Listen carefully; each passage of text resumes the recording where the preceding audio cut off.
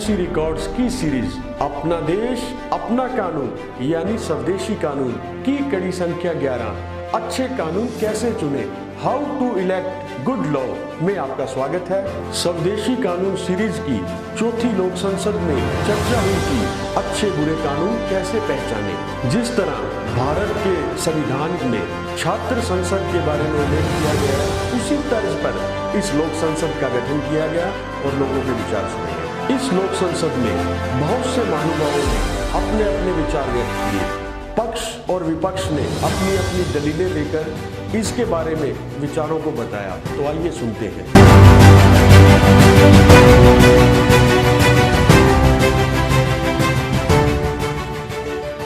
Corona काल में सारी इंडस्ट्रियां बंद थी, ऑटोमोबाइल हो चाहे वस्त्र हो, एक सिर्फ खेती का धंधा प्रॉपर चल रहा था और देश की ग्रोथ 4% एग्रीकल्चर से बढ़ी थी। उस समय उन व्यापारियों ने जो मोबाइल का काम किया, तेल बेचने के कंपनियां हैं अडानी अंबानी जैसे, अपने प्रधानमंत्री महोदय के साथ मीटिंग करके उन्होंने कहा भाई हम भी एग्रीकल्चर वाला ये धंधा करना चाहते हैं, इसमें फायदा है। तो प्रधानमंत्री महोदय ने बोला कि ठीक है करो, आपको कौन मना करता है। तो उन्होंने कहा नहीं, आपने जो पहले एपीएमसी एक्ट कृषि उपज मंडी अधिनियम पूरे भारत में लागू कर रखा है, तो उस नियम के तहत हम काम नहीं कर सकते हैं। अगर करेंगे तो हर मंडी में हमें लाइसेंस लेना पड़ेगा। तो प्रधानमंत्री महोदय ने कहा ठीक है, आप क्या चाहते हो? एक लाइसेंस, हमें एक लाइसेंस पे पूरे देश में काम करना है। उस लाइसेंस के लिए एपीएमसी एक्ट को खत्म किया गया और उसके बाद उनको समस्या आई कि अभी हम जहाँ से खरीदेंगे, जैसे राजस्थान से सरसों खरीदेंगे तो राजस्थान में स्टॉक करेंगे, आपका आवश्यक वस्तु अधिनियम हमें ये कार्य नहीं करने देगा, हम जितना चाहे स्टॉक कर सके। उनके लिए आवश्यक वस्तु अधिनियम को हटाया गया, आपका मर्जी है उतना खरीदो और स्टॉक करो। तो आवश्यक वस्तु अधिनियम खत्म होने का मतलब सारे समझते हो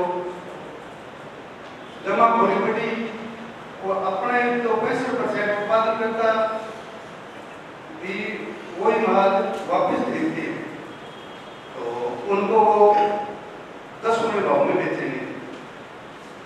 तीसरा जो है उसमें कॉन्ट्रैक्ट फार्मिंग, वो मैं खुद हो गई हूँ। मैं तो महाराष्ट्र हाइब्रिड सीड कॉर्पोरेशन का प्रोग्राम दिया था मैंने और गेहूँ भिजवाई थी उन्होंने। तो आपको 10,000 रुपये कुंटल के देंगे, उसमें 4 गुण माटी के और 2 गुण नर के निकाले, उस वैसे से क्रॉस करवाई, 3 गुना प्रोडक्शन हुआ, वो कंपनी वाले दे गए कोटा। वहाँ जाने के बाद उस टाइम 630 रुपये का समर्थन मूल्य, तो उन्होंने कहा आपका भी रिजेक्ट है, आपको समर्थन मूल्य के बाकी पैसे मिलेंगे। तो मैंने कहा मेरी गेहूँ अगर रिजेक्ट हो गई तो मुझे मेरी गेहूँ वापस चाहिए, भाड़ा मैं दे दूँगा, गेहूँ वापस होकर गेहूँ आपको नहीं मिलेगी, आपने फार्म पे कॉन्टैक्ट किया हुआ। तो इसलिए ये किसान की तो बिल्कुल ही नहीं है और अभी तक समझ नहीं आ रहे। 90% किसानों को समझ नहीं आता कि इससे अपने कोई फर्क नहीं पड़ेगा। और कॉन्ट्रैक्ट फार्मिंग में जैसे मर्जी है तो दो, वरना ठेकेदारी जरूरी नहीं है, ये बोलते हैं अपने भाई। तो इसमें मान लो 19,000 रुपये एक चक है, तो उसकी 50% मूल्य उन्होंने ठेके में ले ली। वर्तमान में ठेका चल रहा है उनका अपने 25,000 रुपये मिलेगा, तो आपको 60,000 रुपये मिलेगा देंगे। उस लास्ट में आके लोग 50% दे देंगे। देने के बाद ना इंद्राजी भादु का खेत है, ना किस्म का स्नेह का है, ना अंग्रेजी गढ़वास का है, वो पूरा एक करोड़ बनाएंगे और उसमें सिंचाई के खाड़ा और खेत जाने का रास्ता वो सारे बंद कर देंगे। मजबूर होकर बाकी किसानों को उनको ठेके देनी पड़ेगी। तो इसका भविष्य में 10-15 साल बाद में किसान बचेगा नहीं, कंपनियों का मजबूत हो जाएगा। इसलिए इसका अपने विरोध करना चाहिए। जय हिंद, जय भारत। मेरे पिताजी 50 साल पहले कहा करते थे कि कांग्रेस ने एक ही कानून बढ़िया बना रखा है, ये आवश्यक वस्तु नहीं है, अगर ये कानून में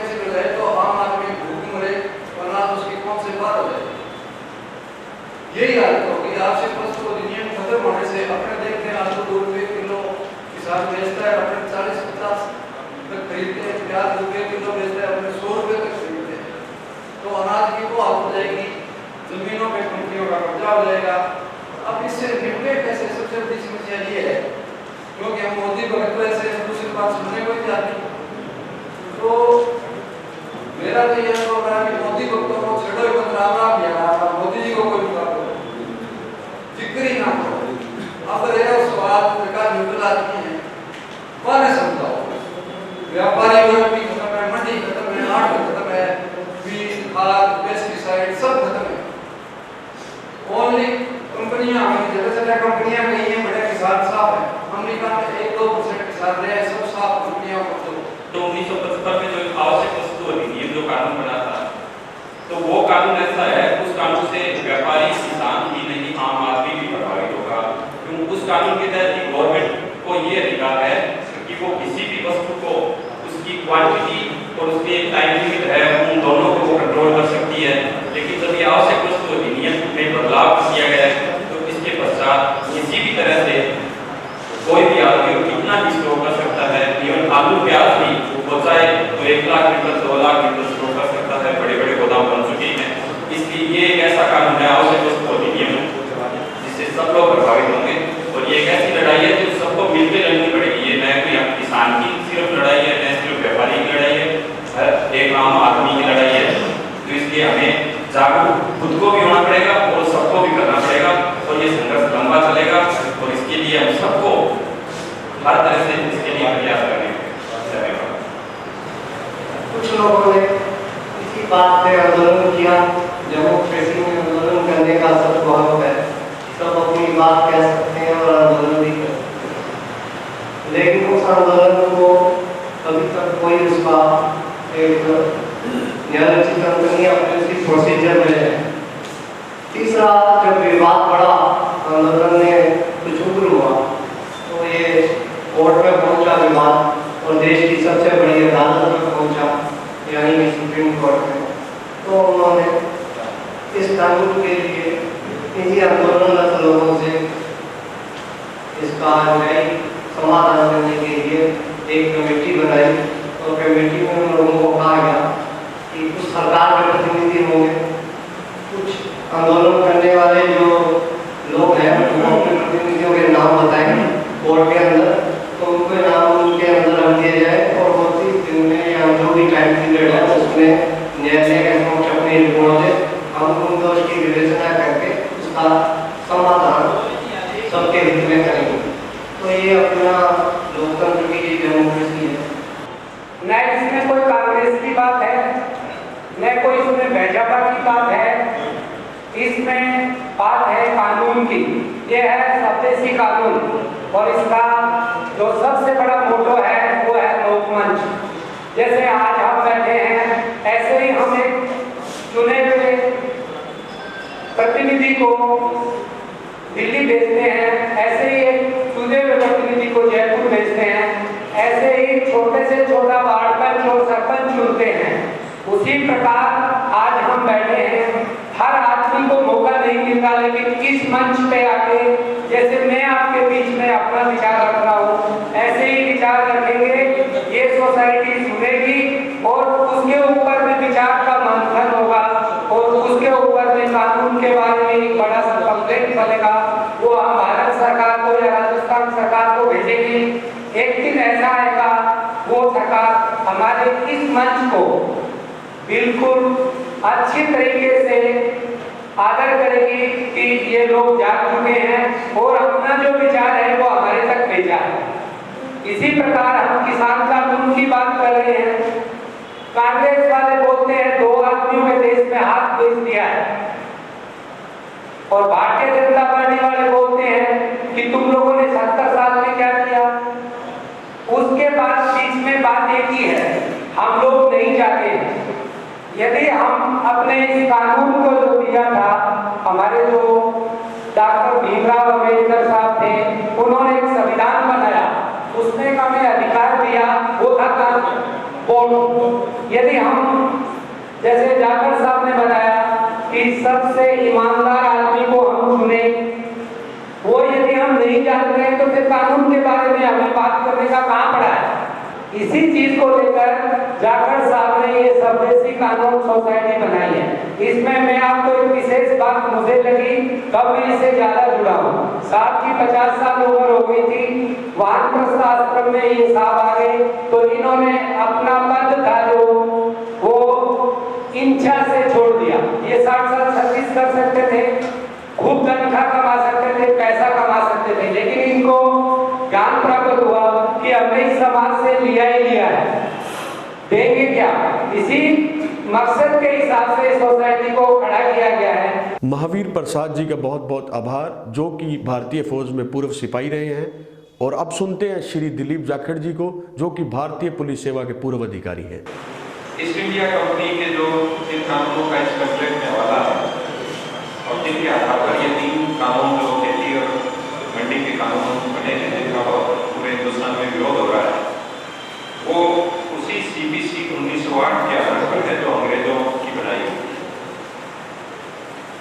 अंग्रेजों ने भी ये कानून लॉर्ड मेकाले ने बनाए थे, जो इसी आयोग के पहले अध्यक्ष।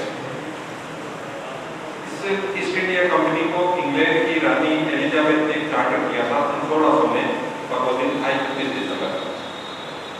उसमें ये लिखा था कि आप जहाँ जहाँ व्यापार करेंगे, चाहे एशिया में करो, अफ्रीका में करो, अमेरिका में करो, वहाँ आपको अपनी कोठियों की हिफाजत के लिए इंग्लिश कानून के आधार पर अदालतें और न्याय व्यवस्था कायम करने का अधिकार होगा।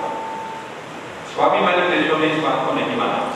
आप सब जानते हैं, अमेरिका भी हमारी तरह इंग्लैंड का गुलाम था, लेकिन उसने इस बात को नहीं माना और उसने युद्ध छेड़ दिया और 1776 में अमेरिका का जापान से नहीं माना। वो गुलाम एकमात्र एशिया का देश था जो गुलाम दुबई, इजिप्ट, टर्की और दो भी मजबूत देश थे, उन्होंने इस परदेशी कानून यानी एक्स्ट्रा टेरिटरी लॉ को नहीं माना। मगर हम क्योंकि बटे हुए थे और हम विरोध करने में समर्थ नहीं थे, इसलिए हमें इस परदेशी कानून को सहन करना पड़ा, ढोना पड़ा, और वहाँ तक तो हमारी मजबूरी थी। लेकिन जो 101 देश इंग्लैंड सरकार के और ईस्ट इंडिया कंपनी के गुलाम और उपनिवेश थे, उनमें से 56 देश इन कानूनों का जवाब उतार कर ठीक थे। वो कॉमनवेल्थ से अलग हो गए हैं, उन्होंने अपनी कानून व्यवस्था अपने हिसाब से स्वदेशी तरीके से विकसित की है। हमारी इस संस्था का ये बिल्कुल पक्की मान्यता है कि अब हम गुलाम नहीं हैं, अब हमें कानून अपने हिसाब से सोचने चाहिए, अपने हिसाब से उन्हें निर्माण करना चाहिए। और हमारा नारा है जनता के लिए कानून, जनता के द्वारा कानून और जनता के लिए। Law for the people, law by the people, law for the people. हमारे लिए एक मजाक की सी बात हो सकती है कि आम जनता कैसे कानून बना सकती है। मैं तो आम जनता समझती है, मैं हमारे पास साधन है, मैं हमारे पास परंपरा है, लेकिन बड़ी हैरानी की बात मुझे भी लगी। अपनी सरकारी सेवा के दौरान मैंने ऑस्ट्रेलिया और इंग्लैंड जैसे देशों का दौरा किया। वहाँ कानून बनाने में जनता की सहमति दी जाती है। किसी एक आदमी और एक संस्था को अगर ऐतराज हो तो वो कानून का विरोध करे या उसमें संशोधन करे, तो कोई लेटर या ईमेल या तार भेजने से, इवन फोन करने से संसद की सब कमेटी उस इलाके में आती है, उस आदमी के और आसपास के लोगों के बयान लिए जाते हैं, जरूरी हो तो ओपन हियरिंग की जाती है और उस कानून के बारे में कोई तय किया जाता है कि वो कानून बनाया जाए या रखा जाए। हमें आज ये बात हैरानी की लग रही है, लेकिन और देशों में, अनेकों देशों में ऐसा हो रहा है। हमारे यहाँ भी ऐसा होना चाहिए। वो तब हो सकता है जब हम उसके बारे में जानेंगे और देशों से अच्छी प्रेरणा लेंगे और किसी और देश के द्वारा थोपे हुए गलत कानून हम धो रहे हैं, उसको हमें नकारने की हिम्मत भी होगी। यही इस सोसाइटी का मकसद है। लोकतंत्र में हम लोग शासक चुनते हैं, इसलिए हमारी अब ये जिम्मेदारी है। अब हम तुलसीदास जी की उस बात को नहीं मान सकते कि कोई धर्म हो या क्या, कोई राजा हो मुझे क्या हानि या फायदा नो। अब हमारा ये फर्ज है, क्योंकि हम शासक चुनते हैं, इसलिए हमारा ये प्राइम ड्यूटी है कि हम अच्छे और बुरे शासक में पहचान करें, अच्छे और बुरे कानून में पहचान करें, अच्छे और बुरी व्यवस्था में पहचान करें, ताकि हम अच्छे को चुन सकें और बुरे को सलाम कर सकें। हमारा इस स्वदेशी कानून सोसाइटी का मूल मुद्दा यही है। किसी राजनीतिक पार्टी से इसका कोई संबंध नहीं है, लेकिन हमने जब इन कानूनों की स्टडी की, तीनों कानून की, इसमें कुछ पहली धाराएं तो परिचय की और प्रक्रिया की है, आखिर में रिसर्च की है, लेकिन 15 धाराएं ऑपरेटिव धाराएं, 15 में से 12 हमें ऐसी मिली वो तो साफ साफ जनता के हितों के खिलाफ हैं, चाहे वो किसान हो, चाहे मजदूर हो, चाहे मंडी के व्यापारी हो, चाहे डोलारे हो। ये हमारी कमी मानता हूँ मैं। हमें इस बात को अच्छी तरह समझना चाहिए कि सिर्फ इसको किसान आंदोलन कहकर सीमित किया जाता है कि किसानों का आंदोलन नहीं, इसमें किसानों से ज़्यादा तो मंडियों को नुकसान होगा। एमपी में स्टडी हुई है कि एमपी के सरकार ने इन कानूनों को 5 जून के बाद तुरंत लागू कर दिया था। वहाँ करीब 140 मंडियों में बिल्कुल व्यापार जीरो हुआ है, 1 पैसे का भी व्यापार लेन देन नहीं हुआ, सब बाढ़ कानून है। और 140 मंडियाँ ठप हो गई। वहाँ के कर्मचारियों को पैसा देने, वेतन देने के लिए पैसा नहीं है, सरकार से मांग। ऐसा ही इन 12 धाराओं का तो क्लियर कट वो हमारे इस सोसाइटी के स्टडी के अनुसार गलत धाराएं हैं, उनको बिना किसी सर्वे के, जैसे एक उदाहरण की बात है, इसी एक्ट में जो आवश्यक वस्तु अधिनियम का संशोधन हुआ है, उसका एक ट्रेड बेस का कानून उन्होंने लागू कर दिया। जो 1955 में बड़ा अच्छा कानून बनाया गया था, उसमें काला बाजारी और चोर बाजारी को रोकने के लिए बहुत ही खूबसूरत अच्छे मजबूत प्रावधान थे, जिसकी वजह से हमें बड़ी बड़ी देशों की सरकारें और जनता दिवाली हो गए। आपको ध्यान होगा सिंगापुर और इस तरह के कई देश, थाईलैंड और ये दिवाली हो गए थे। साउथ अमेरिका में बोलीविया, अर्जेंटीना, उनकी अर्थव्यवस्थाएं बिल्कुल पिट गई थी, मगर हम हर संकट में कम से कम जिंदा तो रहे।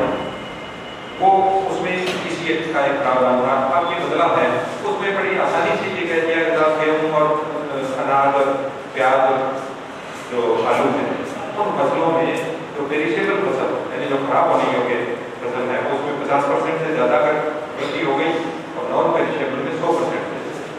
अब ये बंद कमरे में बैठे बैठे 50% का आंकड़ा कोई आसान वितरण के पास कोई सर्वे हुआ? जो पश्चिम के सभ्य देश हैं जहाँ से हमने डेमोक्रेसी ली है, वहाँ उनका फंडामेंटल लॉ है, मूलभूत बुनियादी कानून है कि एविडेंस बेस्ड लॉ होने चाहिए। कानून ऐसे बनने चाहिए जिसमें आम जनता से राय लें, उनके इफेक्ट जाने, उनके परसेंटेज जाने कि कौन किस समाज को कितने % फायदा या नुकसान होगा। ऐसा कोई सर्वे नहीं है। 50% बैठे बैठे उन्होंने 50, 60 क्यों नहीं, 40 क्यों नहीं, ये 50% का आंकड़ा कहाँ से आया? हमें तो समझ आया नहीं। अगर और किसी सदस्य को जो इन कानूनों को सही मानते हैं, अगर उनको पता हो तो बाद में भी हमें बताए। तो हमारे देखिए ये कानून गलत कानून है।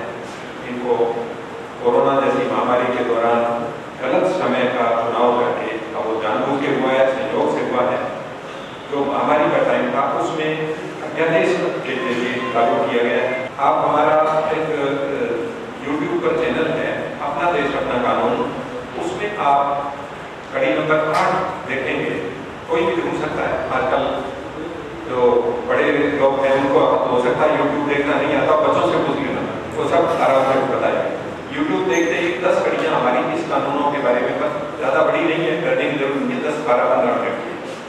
उसमें एक कड़ी में 8 मिनट में शंकर अनुसार का भी पूरी बाइक है 3 मिनट की। स्वदेशी कानून पर मैंने एक किताब भी लिखी थी जो अभी थोड़े दिनों में पब्लिश हो जाएगी। उसमें पहले ही मैंने 2 लाइनों का एक कविता लिखा है। नादान बोले भारती 2 बात मेरी मान ले, सब झूठ को पहचान ले, सत्य में उसे देखा। जिस दिन हम इस बात को ठान लेंगे उस दिन किसी की हिम्मत नहीं होगी कि कोई ये कानून हम पर थोप दे, कोई गलत तरीके से हम पर हमसे उम्मीद करे। विकसित देशों में ये हो रहा है, हमारे यहाँ भी होगा। इसी उम्मीद के साथ मैं अपनी बात समाप्त करता हूँ।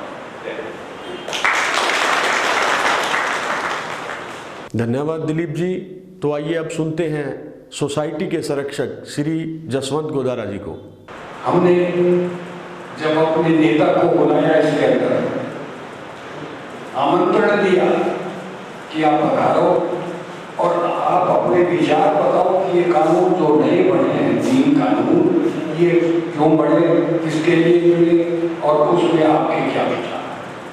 आपने कभी हमारे से विचार पूछे, जिसने वोट देकर के आपको असेंबली में भेजा, वोट देने बढ़ाने का कानून बनाने का अधिकार दिलाया, क्या उस प्रजा के लिए कानून बनाए गए हैं या अपने स्वार्थ को पूरा करने के लिए बनाए गए हैं।